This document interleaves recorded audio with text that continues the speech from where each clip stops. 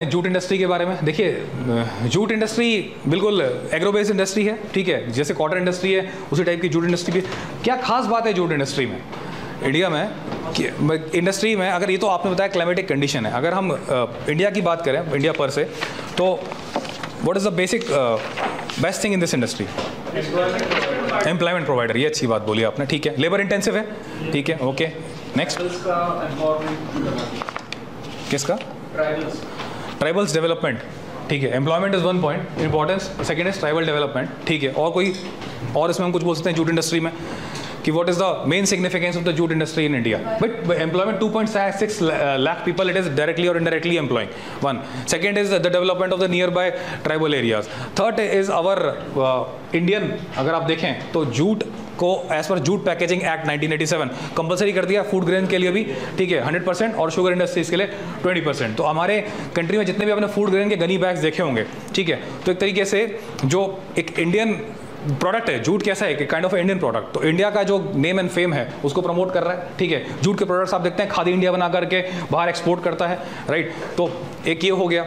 और क्या बोल सकते हैं जूट इंडस्ट्री पर से कि इसकी सोशल, कुछ सोशल की कैटेगरी में आप कुछ लगा सकते हैं जूट इंडस्ट्री के लिए? Can we put some social dimension in the jute industry? How it is affecting socially to you? Jute producing areas, women are there, it is a kind of industry which require cultivation first, ठीक है। Then after cultivation it has to be processed, ठीक है, रेटूनिंग is there, ठीक है, जिसमें कि ferment करके उसका फाइबर निकालना पड़ता है। Then after that you have spinning, then you have weaving, मतलब स्पिन करके धागा निकाल के उसको बुनना, और बुनने के बाद फाइनली उसको फिनिश करना, पॉलिश करना, उसके बाद जाके सब जैसे कॉटन हमने देखा था। तो ये सारे प्रोसेस में जो आपको एक बहुत ही सिंसियर क्लास ऑफ लेबर चाहिए, और sincere of class of labour women empowerment, मतलब women has a that sincerity. तो वहाँ पे एक पर्टिकुलर वुमेन एम्पावरमेंट के लिए जूट इंडस्ट्री बहुत ज़्यादा अच्छी इंडस्ट्री कहलाती है। अगर हम जूट इंडस्ट्री के बारे में बात करें तो लगभग अगर आप देखें ना कि जब पार्टीशन हुआ था बांग्लादेश आउट, तो लगभग जो उस वाले रीजन है 70 जूट मिल्स वहीं पे एग्जिस्ट करती हैं, ठीक है, और बांग्लादेश में ज़्यादा एग्जिस्ट करती हैं जो जूट मिल्स हैं। अब इसमें अगर जूट के बारे में बात करें तो देखिए वेस्ट बंगाल अकेले में ही लगभग 72% है जूट की पूरी प्रोडक्शन, अगर सिर्फ वेस्ट बंगाल की बात करें, राइट। और jute Assam, yes, that is also in the north eastern reason. तो अब इसके बारे में अगर आप कुछ ज्योग्राफिकल चीज़ों के बारे में बात करें तो देखिए इसका जो टोटल क्रॉप एरिया है उसका 0.5% है, लेकिन फिर भी 60% ऑफ द ग्लोबल प्रोडक्शन। क्यों? क्योंकि हमारा जो ईस्टर्न रीजन है वहीं से जूट का क्या हो रहा है, पूरे वर्ल्ड में प्रोडक्शन और एक्सपोर्ट हो रहा है, राइट। अब उसके बाद इसके लिए it is a kind of it is required hot and humid climate. कुछ याद है रेनफॉल वगैरह कितना होता है? अगर रेनफॉल की बात करें और यहाँ पे टेम्परेचर्स की बात करें तो temperatures will 25 to 35 and rainfall will be around 100 to 100। Yes,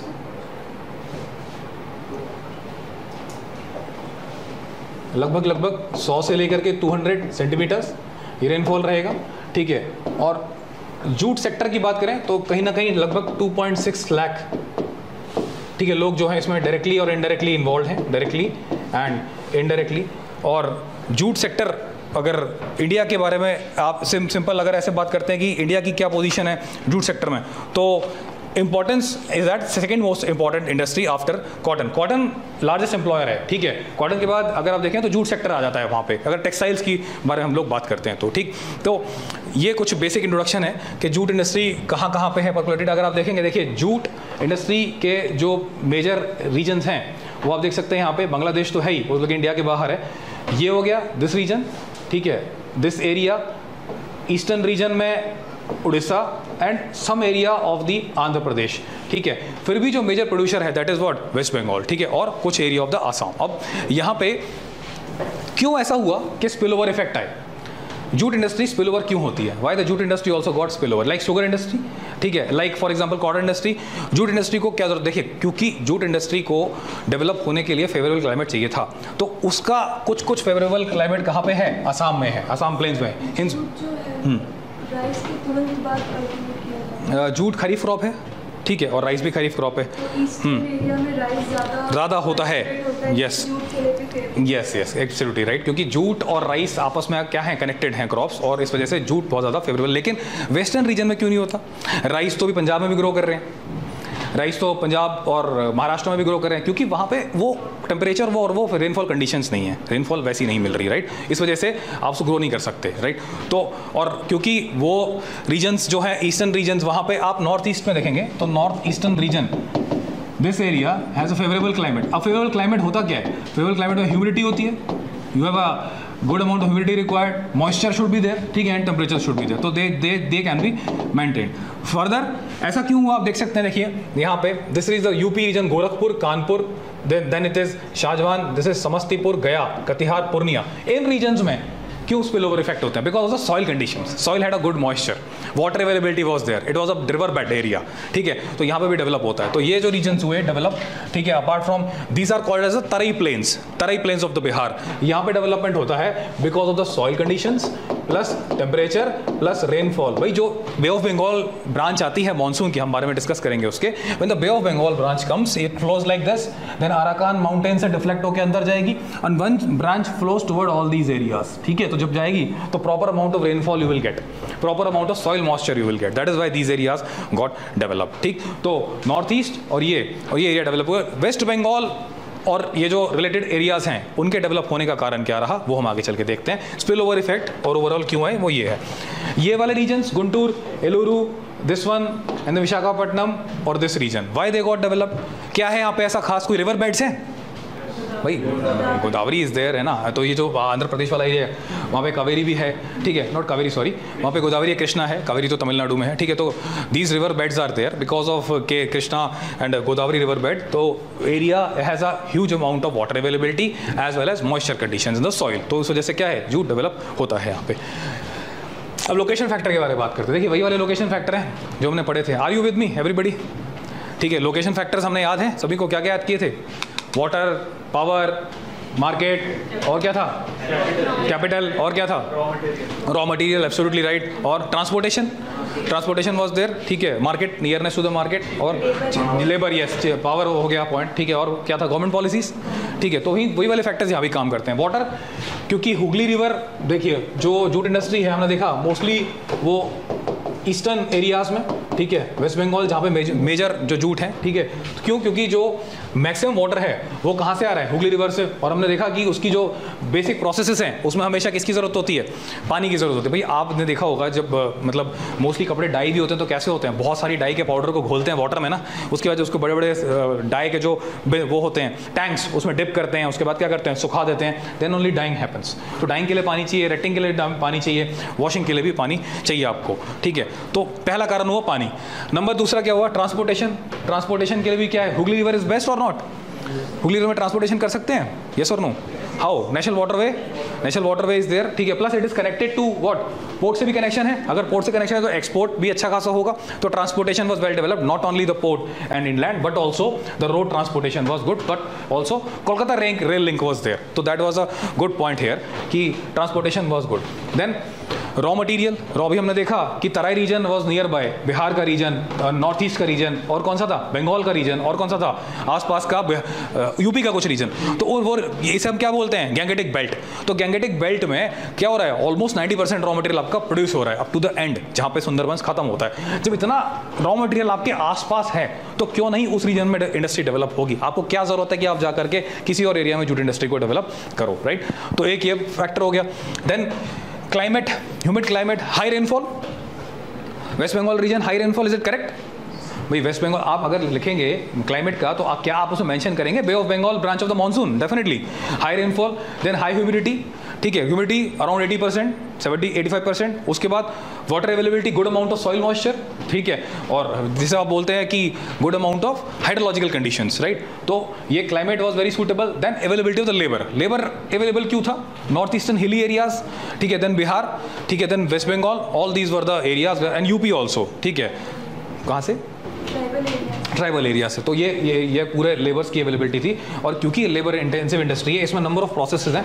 cultivation, processing जो है उसमें भी कैसा है? पहले रेटिंग है, ठीक है, सेपरेशन है, ठीक है, उसके बाद की फिनिशिंग है, एंड इसके बाद पॉलिशिंग है, then we have a dyeing, ठीक। तो ये जो लेबर इंटेंसिव इंडस्ट्री है। और क्योंकि वेस्ट बंगाल, बिहार और ईस्टर्न यूपी ये जो एरियाज हैं पॉपुलेशन भी बहुत है, बिहार डेंसली पॉपुलेटेड, ठीक है। उसके बाद UP also population very high. तो इनके जो ईस्टर्न यूपी के जितने भी यूथ हैं, ठीक है, जो those who are young and education level कम है, they were ready to give their labour at a cheaper price. तो इस वजह से इंडस्ट्री का डेवलपमेंट होता है। Then power, Damodar Valley Corporation nearby, ठीक है, तो वहाँ से पावर आ रही है, डीवीसी और उसके अलावा कोल फील्ड भी है, रानीगंज से क्या मिल रहा है, कोल मिल रहा है। देन फॉर एक्सपोर्ट्स के लिए यू हैव कोलकाता पोर्ट, ठीक है, जो कि फिनिश मटेरियल को कहाँ करता है, अब्रॉड में सेंड करता है। कहाँ ज़रूरत पड़ती होगी जूट के मटेरियल की भाई, आपके आसपास के region, south east Asian region हैं, ठीक है, वहाँ पे, या फिर वेस्टर्न यूरोप में भी भेज सकते हैं। क्यों भेज सकते हैं, क्योंकि वहाँ की जो कुछ, हमारे इंडिया में तो हमने कंपलसरी कर रखा है पैकेजिंग, बट वहाँ पे भी क्लोथिंग है, ठीक है, क्लोथिंग है। उसके बाद उनके टेक्सटाइल्स हैं, उनके लिए भी क्या है, जूट का यूसेज हो रहा है वहाँ पे, राइट। उसके बाद मार्केट, देखिए कोलकाता तो है ही, जो इंडस्ट्रियल डेवलपमेंट है उसके लिए, प्लस जूट पैकेजिंग एक्ट है जिसने कंपलसरी कर दिया 100% फूड ग्रेन्स और 20%, ठीक है, जो शुगर इंडस्ट्री है उसके लिए भी कंपलसरी है। तो वो एक बड़ी मार्केट है। गवर्नमेंट जो है ना, जूट इंडस्ट्री को 10,000 करोड़ का बिजनेस देती है। अब अगर गवर्नमेंट ने ही थोड़ी सी आनाकानी कर दी, और इस वजह से जूट इंडस्ट्री में क्या होती है, रंबलिंग्स आ जाती हैं, अर्थक्वेक्स आ जाते हैं। कभी कभी क्या होता है, एमएसपी को अनाउंस करने में डिले कर देते हैं, 4750 रुपीज़ पर क्विंटल एमएसपी रख दिया। अनाउंस तो करो। बोले कि हमको क्या सीएसईपी ने अभी तक रिकमेंड ही नहीं किया। जब सीएसईपी रिकमेंड करेगा, फिर cabinet committee of economic affairs की मीटिंग होगी, उस मीटिंग में अप्रूवल मिलेगा मिनिस्टर का, अप्रूवल के बाद वो क्या होगा, अनाउंस करेंगे उसको। तो it is a big process, ठीक है। तो उसमें डिले हो गया, तब तक इंडस्ट्री जो है वो क्या होगी, that will be in the shackles कि भी करें क्या, तब तक अनाउंस ही नहीं हो रहा, डिले हो रहा है। देन मनी, क्योंकि एक साइकिल चलती है ना, रॉ मटेरियल लेना, प्रोसेस करना, तनख्वाहें जाती हैं, lot of things are there, तो गेट डिले। तो शुगर इंडस्ट्री यूपी बिहार में, भाई अभी हम शुगर के बारे में पढ़ेंगे, हम डिस्कस करेंगे इस वाले एरिया में, जो सहारनपुर बेल्ट है, मेरठ वाली बेल्ट, सहारनपुर, शामली, मुजफ्फरनगर, वहाँ पे यूपी में sugar industries are fully percolated. जो वो इंडस्ट्रीज़ में जब ये लॉ आया, act, jute packaging industries act 1987, उसने कंपलसरी कर दिया, तो they became the major customer of the jute, ठीक है। एंड फूड ग्रेन्स का तो है ही। फूड ग्रेन्स में कौन कौन से, FCI, food corporation of India, sugar mills, cooperatives, ठीक है, all the granaries, mandis, they became the customer of the jute. तो ये जब दो कस्टमर बने, तो इनडायरेक्टली कस्टमर कौन बन गया, सरकार बन गई कस्टमर, ठीक है। और सरकार ने 10,000 करोड़ का बिजनेस देना स्टार्ट कर दिया। बट तरीके से बिजनेस दो ना, उनको ऐसा दो कि the business runs in a fashion that there should not be any breakage in the income of the people, right. तो वो एक इशूज़ में आ जाएगी बात। तो चैलेंजेस क्या हैं अब जूट इंडस्ट्री के, कुछ चैलेंजेस के बारे में बात करते हैं। सबसे पहला चैलेंजेस जैसे कॉटन के लिए था, scarcity of the cotton growing areas, ऐसे जूट के लिए भी है। पार्टीशन हुआ तो मैक्सिमम नंबर ऑफ जो मिल्स हैं वो तो चली गई थी, ठीक है, गो वेंट टू वेड बांग्लादेश, ठीक है। तो पहला तो पार्टीशन ही एक रीज़न हो गया। दूसरा, इंटरनेशनल मार्केट्स में भी ना जूट की जो रिक्वायरमेंट है, जो एक्सपोर्ट्स हैं, देखिए हमारा जो मेजर इनकम है इंडिया से तो आता ही है जूट का, एक्सपोर्ट से भी आता है। जब एक्सपोर्ट्स में कमी आती है तो आप सोचिए मेजर चंक ऑफ इनकम कम हो रहा है। प्लस अगर वो मेजर चंक ऑफ इनकम कम हुआ तो जहाँ पे थोड़ी बहुत इन्वेस्टमेंट करने का प्लान था उस इनकम से, that plan also gets diluted. तो that is also second point. Then imports, अब देखिए बाहर से काफ़ी सारी चीज़ें आ रही हैं, सिंथेटिक फाइबर्स आ रहे हैं, पॉलीमर्स आ रहे हैं, ठीक है, प्लास्टिक्स हैं, प्लास्टिक फाइबर्स हैं, they are taking slowly the place of the jute, because jute हाथ से बन रहा है और उसकी टेक्नोलॉजी लेस है। लेकिन चाइना, ठीक है, साउथ ईस्ट एशियन नेशंस या फिर अमेरिकन, वो क्या कर रहे हैं, उन्होंने they have found out a substitute, because strength is more, extensibility is low in the jute, where as the tensile strength is very high. आप तोड़ेंगे ना, टूटेगा नहीं, it is very strong jute fibre. जो आप देखते हैं in villages, you have a beds, you have a bed cot, ठीक है, that is jute only. You have the ropes, climbing ropes are jute only, so they're very strong, tensile strength is very high. But since production in this area and European countries, they are not tropical, ठीक है, they're the temperate regions, so they thought over कि how to get a substitute of this. So now they have got the substitute, they have got the economy of scale, they have got the dedicated machinery. तो क्या हो रहा है, they are exporting, if they are exporting, we are importing.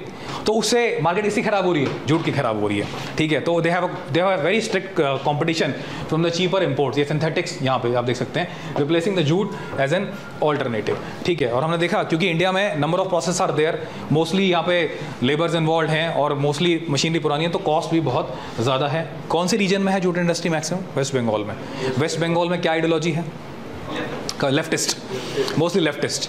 और leftist, they one best part is they work for the people, ठीक है, they have a full inclination toward the people, but there is a deterrent in the work, slow down, strikes, lockdown, tool down, ठीक है, stoppages, ये lot of rumblings are there. इसी वजह से development of industry becomes very very tough. For example आप ले सकते हैं किसका, टाटा का, ठीक है, टाटा में नैनो का आपको एपिसोड याद होगा सभी लोगों को, प्लांट डेवलप हो गया सिंगूर में, उसके बाद उठाना पड़ा पूरा plant. It was investment of 1500 crore, ठीक है, पता नहीं 1500 करोड़ था या 1000, आप चेक कर लेना, but it was very heavy investment. और उसको हटा करके फिर then they went to the Anand. कल हमने बात करी थी कॉम्पिटिटिव फेडरलिज्म की, ठीक है। तो this is how these labour unions are affecting the jute industry, ठीक है। और गवर्नमेंट पॉलिसी, जैसे कि मैंने बात किया, government is a major customer, ठीक है।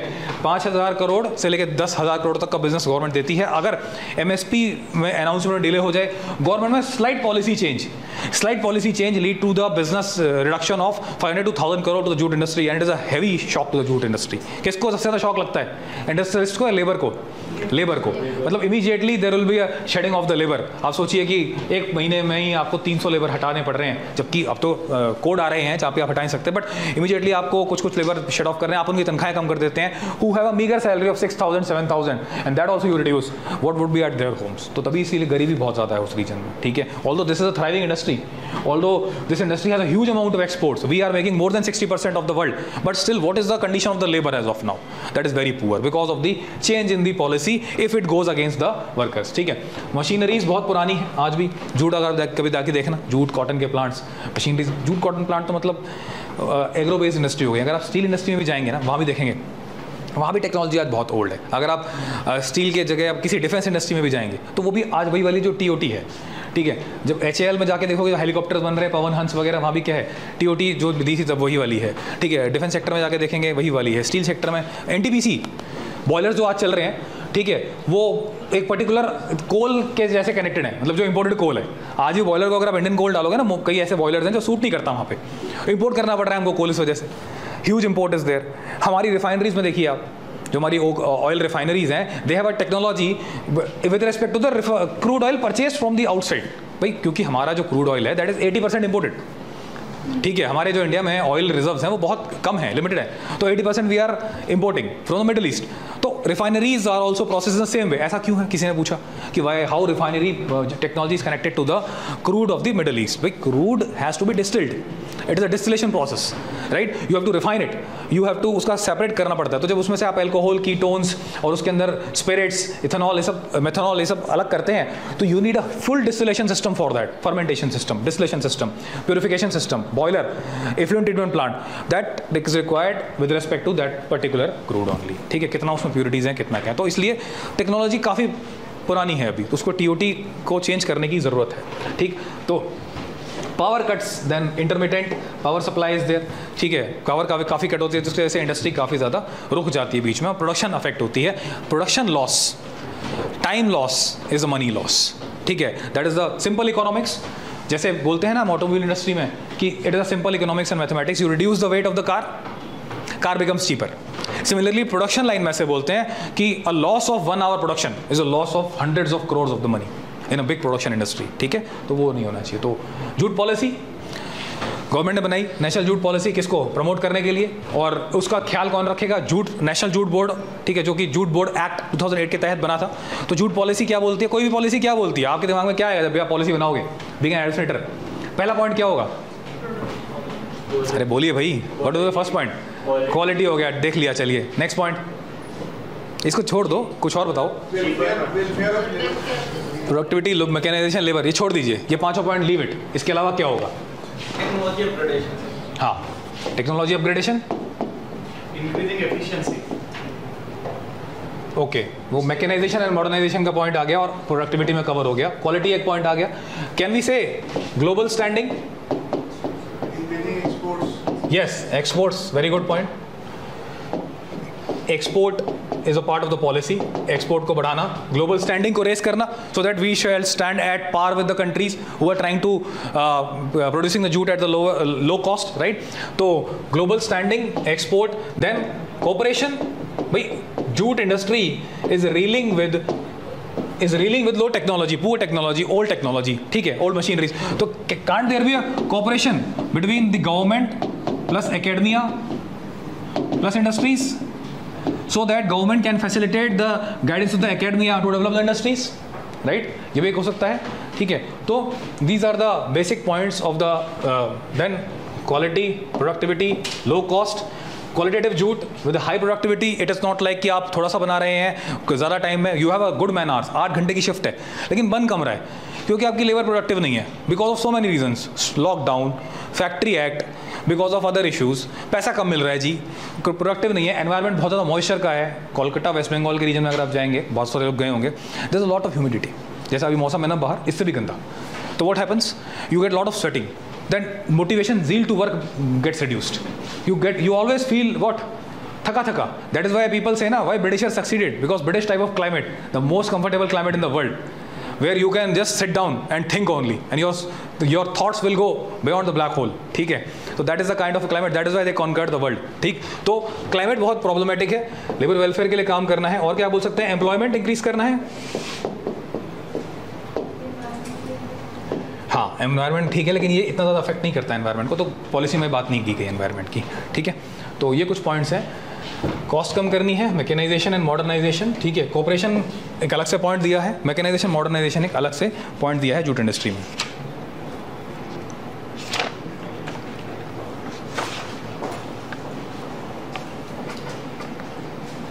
डिसेंट्रलाइजेशन भी कर सकते हैं।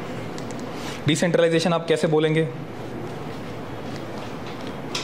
गवर्नमेंट को ऐसे पॉलिसी डिजाइन करनी चाहिए, एफर्ट्स ऐसे डालने चाहिए ताकि डिसेंट्रलाइज हो सके, ताकि ऑल ओवर इंडिया, मतलब पैन इंडिया लेवल पे उसका डेवलपमेंट हो, किसी भी चीज़ का ऐसा बोल सकते हैं कि जो जूट की सप्लाई है, that should percolate to each and every corner, that much efficiency should be there, ठीक है, एफिशिएंसी इन द लॉजिस्टिक्स, क्योंकि प्रोडक्शन के लिए यहाँ पे ना जो रॉ मटेरियल की अवेलेबिलिटी है वो एक मेजर फैक्टर आ जाता है जो वहीं पे अवेलेबल है, ठीक है, और क्लाइमेट एक मेजर फैक्टर आ जाता है, जूट इंडस्ट्री और जो रेवेन्यू है, हालांकि जो export, single use plastic ban हुआ है, हाँ तो इसमें अगर जूट बैगेज का, हाँ at low cost, yes,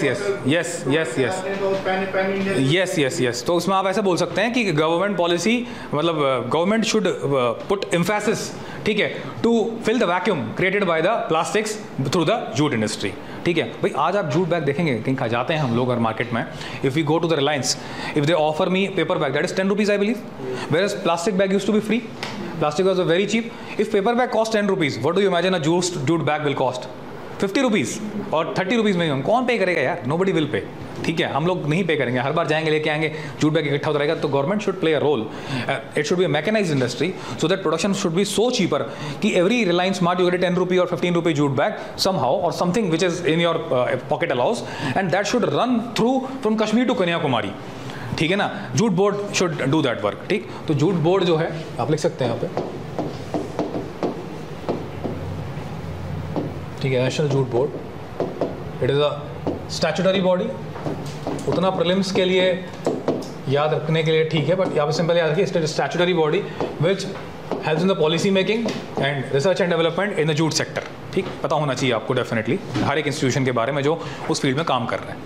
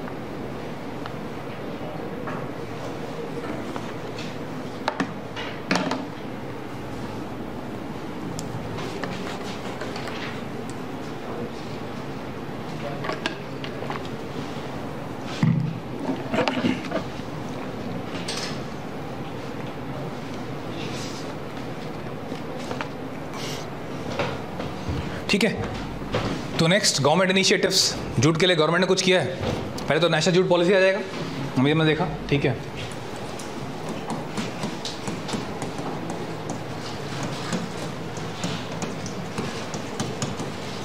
next jute packaging material act 1987, इसके लिए क्या किया है, 100% compulsory packaging for the food grains and 20% for the sugar. Compulsory packaging है, राइट. उसके अलावा jute packaging act, jute foundation. Jute foundation एक ऑर्गेनाइजेशन है जो कि जितने भी जूट से रिलेटेड लोग हैं, स्टेक होल्डर्स हैं, उनके वेलफेयर के लिए काम करती है. This is jute foundation. Next एक कुछ अदर इनिशिएटिव हैं जैसे कि जूट स्मार्ट. अगर आपको जूट प्रोक्यूर करना है तो you can use this jute smart for the procurement purpose. And then jute I care.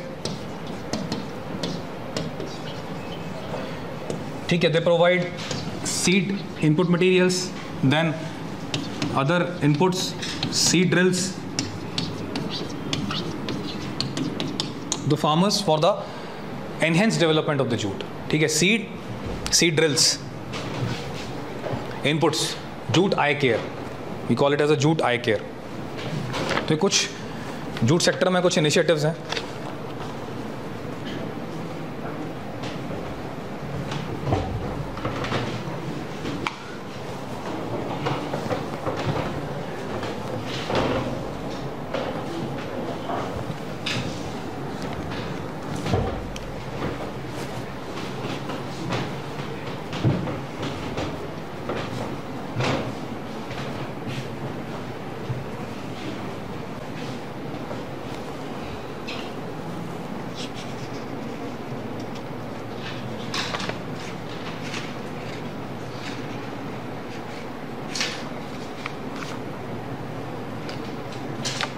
अगर किसी ने पूछ लिया कभी क्वेश्चन में कि the recent fluctuation in the jute cultivation, account the factors for the recent fluctuation in the cultivation and the production of the jute, full stop.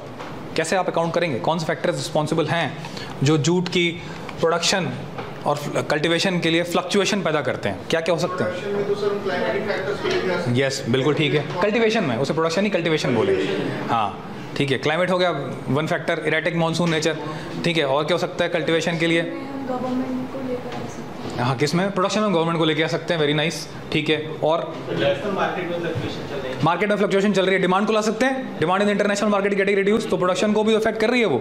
Cultivation तो होता रहेगा, ठीक है, लेकिन क्योंकि प्रोडक्शन स्लो डाउन इसलिए रॉ मटेरियल का pile up हो रहा है, बट फिनिश गुड नहीं जा रहे because of the laxity of the demand in the international और इंडियन मार्केट. लेकिन इंडिया में तो क्योंकि government is a major customer, तो इंडिया में तो हो सकता है गवर्नमेंट, लेकिन गवर्नमेंट के पॉलिसी फ्लक्चुएशन. तो first is the erratic nature of the monsoon, climatic situation. Okay, second आ जाता है हमारा अगर डिमांड प्रोडक्शन के लिए. ठीक है, डिमांड, कल्टिवेशन और प्रोडक्शन दोनों में कॉमन पॉइंट हो सकता है लेबर का, लेबर अनरेस्ट. ठीक है, if because there are labour union at the farmer level also, there are labour union at the production level also. तो both union do strikes or they go against the policy of government, please increase the MSP, please increase the wages. ठीक है, please intervene. Contractors and small planters, they are exploiting the laborers. तो उस case में क्या होगा? They will do tool down or they will production down or strikes, lockout. तो labor unrest. Then government policy, if government doesn't make policy efficient and good enough to have more profits to the industry, then what will happen? Then there will be the unrest and then there will be the losses to the farmer. There may be suicide. ठीक है, among the farmers और may be the exploitation by the contractor. भाई क्या होगा ना, government पैसा कम मिल रहा है एमएसपी का. ठीक है, अगर पैसा कम मिल रहा है तो आगे सैलरीज कम जाएंगी, सैलरी कम जाएंगी तो कॉन्ट्रैक्टर्स और घपलेबाजी करेंगे. They will do more exploitation of the labour. Labour will have lot of loans. भाई खर्चे सभी के वही हैं. ठीक है, बच्चे उनके भी पढ़ते हैं, पढ़ना चाहते हैं, plus they have to take loans. No pay back of the loan, suicides, distress, despair, darkness, all those thing will come into picture. ठीक है, तो this will be the social element, right. और क्या हो सकता है reason? Labour unrest, competition from Bangladesh and Vietnam. Very nice. ठीक है, competition from Bangladesh and Vietnam in one side and second side from the synthetic fibres from the west या फिर from China. ठीक, तो that is also one more point. तो ये कुछ reasons आ गए हमारे पास किसके? Fluctuation in the cultivation and production. First is monsoon dependence. Monsoon कैसा है? इरेटिक. ठीक है, that is the erratic monsoon. Then government policy, why? Because you have MSP, then you have the government which is giving you 10,000 crore business, and here you see if any destructive, any adverse policy, then entire sector will be shaken up, right? Then you have delay in the MSP announcement, fluctuation in the demand. Why fluctuation in the demand? Because of the slowdown, low international markets, एक ये हो जाएगा, या फिर international markets high हैं लेकिन international market को कोई और सप्लाई कर रहा है, कौन है वो? बांग्लादेश। ठीक है, तो कंपटीशन हो गया वहां से। Then labour unrest because of the policy issues, ठीक है, और पॉलिटिकल इश्यूज। पॉलिटिकल का पॉइंट आपको नहीं लिखना कभी भी answer, don't use any word political issues या पॉलिटिकल अनरेस्ट या फिर पॉलिटिकल फेवर, ठीक है, ऐसे वर्ड नहीं इस्तेमाल करने मेंस में, ये चीज़ थोड़ा ध्यान रखिएगा। Then raw material shortage. Raw material की शॉर्टेज क्यों है भाई? क्योंकि आपके जो मैक्सिमम एरियाज है वो बांग्लादेश में चले गए हैं, इंडिया में अभी भी कम है। अगर आप ग्लोबल डिमांड के रेस्टोरेंट देखेंगे तो अभी भी आपके रॉ मटेरियल के एरिया शॉर्ट हैं। क्या है? बहुत कमी तो एरिया देखे हमने, आंध्र प्रदेश का कुछ एरिया, तेरई का कुछ एरिया, जबकि इंडिया तो इतना बड़ा है और प्रोडक्शन डिमांड बहुत ज़्यादा है। ठीक, तो raw material shortages there. So these are the factors, recent factors. In the few years you have seen the fluctuation in the demand because of these factors. ठीक,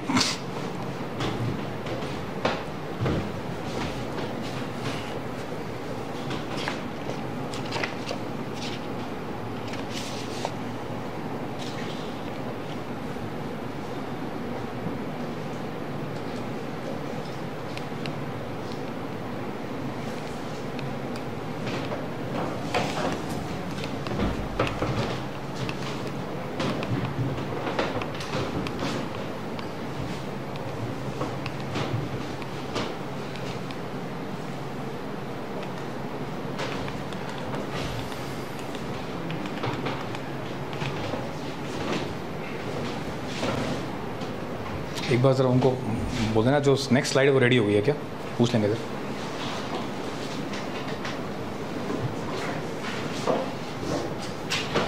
और कैसा क्वेश्चन आ सकता है जूट इंडस्ट्री में? What could be the next kind of question you have?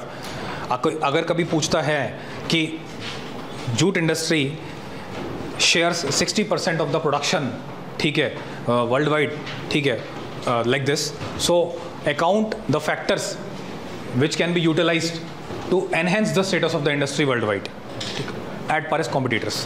Jute industry जो कि 60% global production को मीट करती है, वो उसकी जो करंट कंडीशन है उसको मद्देनजर रखते हुए ये बताइए कि क्या फैक्टर्स हैं with which you can promote industry. Cotton के लिए पूछ सकता है, कॉटन इंडस्ट्री, ठीक है, which share so and so percentage in the development, what are the factors required, ठीक है, ऑन द पॉलिसी साइड, ठीक है, so that the industry can be developed. तो उसमें आपका आंसर लिखेंगे what could the factors, what factors can be made as a possible to enhance the status of the industry? क्या हो सकता है? better export policies, एक्सपोर्ट पे तो हम बाद में आते हैं, हम पहले बॉटम पे स्टार्टिंग से चलते हैं। Cultivation, technology upgradation at the agriculture level, ठीक है, good quality seeds, input materials, efficient growth techniques, right, and availability of the irrigation systems, because cotton and jute both are water requiring crops, ठीक है, and since they can be grown but soil moisture should be sufficient enough, those areas which have temperatures but not rainfalls, so those areas can be catered with good system of irrigation. For example good irrigation systems आप बना सकते हैं। पहला हो गया technology, right, seeds. Next point we can, हाँ, yes, तो इसको ऐसे लिखा, policy making with respect to labours, training can be given, ठीक है, at the agriculture level, those countries who have developed in the cotton and jute as of largest producer and efficient producer, they can be taken into loop, ठीक है, that training can be given on that respect. Number 2, number 3, apart from labour we have developed, हाँ, increasing input is to output ratio, increasing the output to input ratio, ठीक है, तो वो कैसे develop होगा, वो कैसे इंप्रूव होगा? By increasing the productivity. कैसे इंप्रूव होगी? Technology, by infusing the technology at the level of spinning, weaving and final production, ठीक है, तो increasing the R&D expenditure in the given sector, ऐसे लिख सकते हैं, ठीक है, increasing the R&D expenditure in the MSMEs, ठीक है, to infuse the good technology in the sector. और क्या हो सकता है? This technology point, 3 points you develop. Next, export import, हाँ, वो पॉइंट उन्होंने बोला, एक्सपोर्ट इंपोर्ट पॉलिसी, ठीक है, तो this 4-5 points you can include in this.